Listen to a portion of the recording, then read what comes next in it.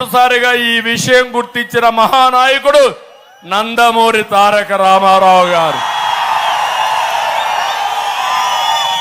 ఆ మహానాయకుడు ఒకటే ఆలోచించాడు, కృష్ణా జలాలు రాయలసీమకు తేవాలని. హంద్రి నీవా, నగరి గాలేరు తెలుగు గంగ ప్రాజెక్టులు ప్రారంభించాడు. అది ప్రారంభం. నేను 2014లో మళ్ళా రెండోసారి ముఖ్యమంత్రి అయినప్పుడు రాయలసీమ ఇరిగేషన్ ప్రాజెక్టుల పైన శ్రద్ధ పెట్టాను. 1-2 కాదు, 68,000 కోట్ల రూపాయలు ఖర్చు పెట్టాను. ఒక హంద్రి నీవాక 5,800 కోట్లు ఖర్చు పెట్టాను. కాలువల మీదనే పడుకున్నాను. మీకు జ్ఞాపకం ఉంటుంది, మదనపల్లికి వచ్చి ఇక్కడే చెరువు దగ్గర పడుకున్న రాత్రి ఇప్పటికి కూడా నాకు జ్ఞాపకం ఉంది. దేనికోసం?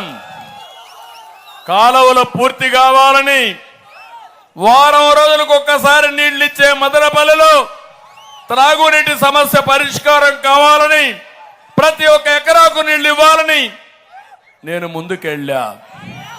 నేను అడుగుతున్న తమ్ముళ్ళు, నీళ్లు తీసుకొచ్చాం, చెరువులకు నీళ్లు ఇచ్చాం, ఎన్నో సమస్యలు పరిష్కారం చేశాం, 1000 కోట్ల వరకు నీళ్లు తీసుకెళ్లాను.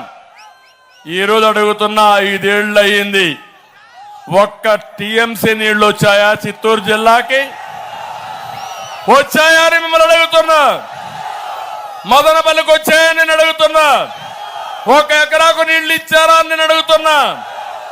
12,000 కోట్ల రూపాయలు నేను ఖర్చు పెడితే, దుర్మార్గులు రాయలసీమ మీద 2,000 కోట్లు ఖర్చు పెట్టి కడాన సాక్షి పేపర్కు అడ్వర్టైజ్మెంట్కి ఇచ్చిన డబ్బుల కంటే తక్కువ రాయలసీమ ఇరిగేషన్కి ఇచ్చి, కనీసం వీళ్ళ అడ్వైజర్కి ఇచ్చే జీతాల్లో సగం కూడా రాయలసీమ అభివృద్ధికి ఖర్చు పెట్టిన దుర్మార్గులు వీళ్ళు.